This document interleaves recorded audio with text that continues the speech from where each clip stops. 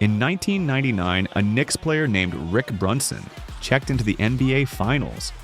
He played 9.8 seconds of garbage time. That was his entire finals career. Fast forward 27 years, and his son Jalen just dropped 30 points in his first NBA Finals game for the same franchise. And that's not even the craziest story from this series. Stick around for all 5. The Knicks and Spurs are facing off in the 2026 NBA Finals.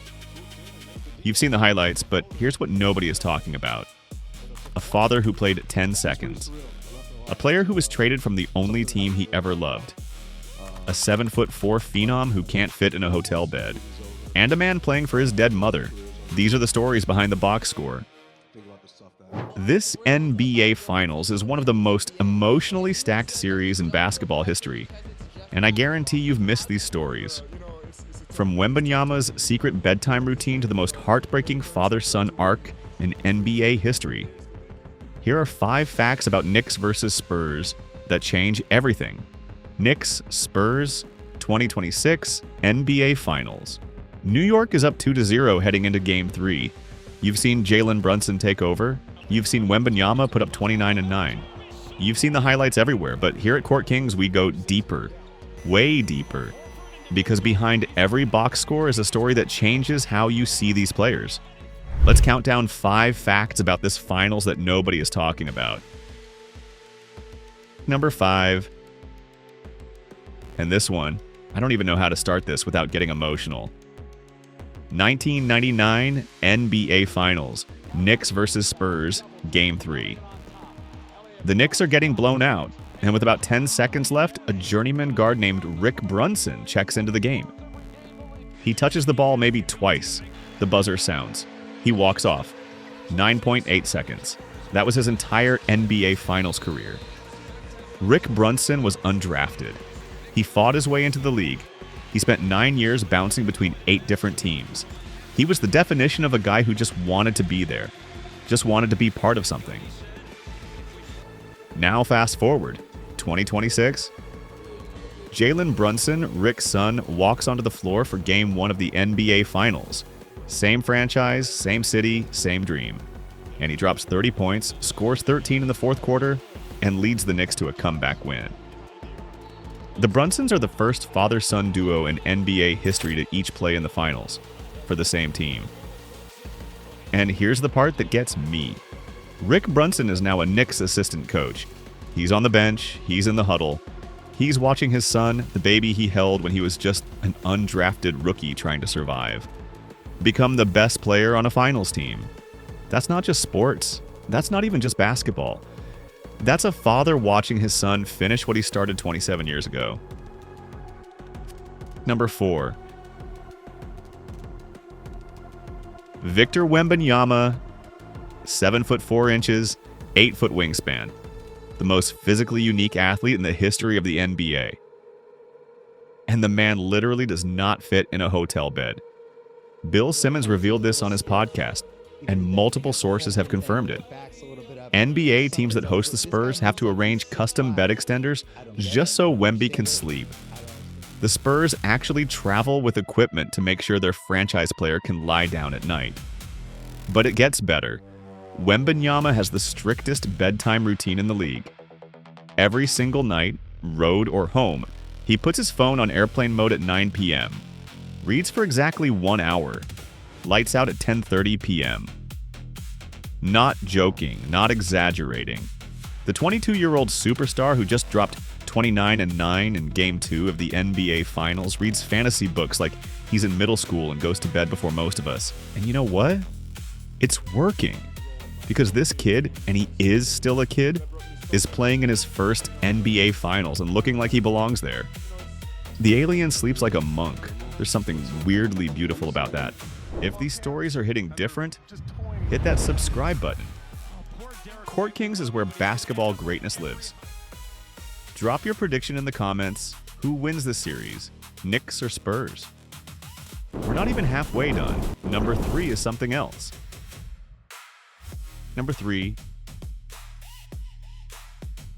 Karl Anthony Towns, April 2020. The pandemic. KAT's mother, Jacqueline Cruz Towns, contracts COVID-19. She's hospitalized. She's put on a ventilator. And on April 13th, 2020, she dies. She was 59 years old, but the nightmare didn't stop there.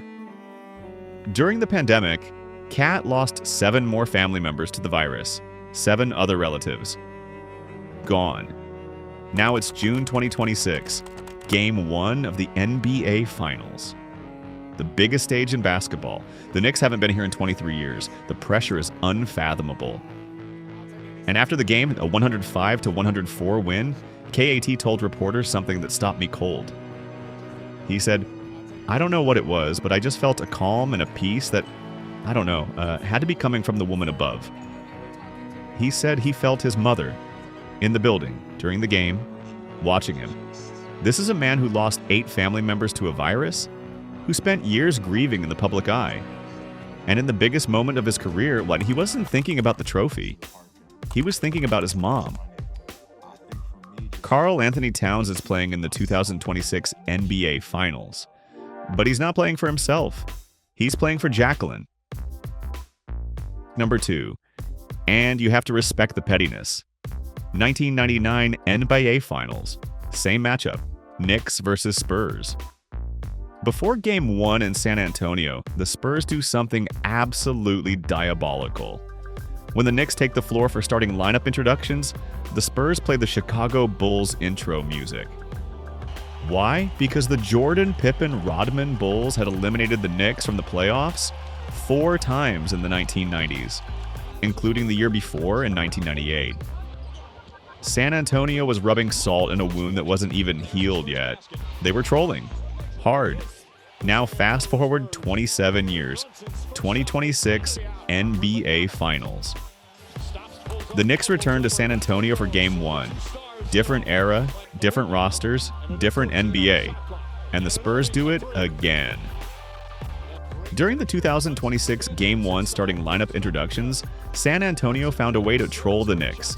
Same franchise, same rivalry, same energy. Nearly 3 decades later. That's not trash talk. That's generational pettiness. That's a franchise remembering who they're playing and leaning all the way in. 2 franchises, 2 finals, 27 years apart, same energy. Some things in basketball never change. Number 1. And this is the most underrated story of the entire series. February 2025. De'Aaron Fox is the face of the Sacramento Kings. He's been there his entire career, drafted by them, built his name there, was supposed to retire there. But the Kings, in a massive 3-team, 7-player, 7-pick trade, send Fox to the San Antonio Spurs.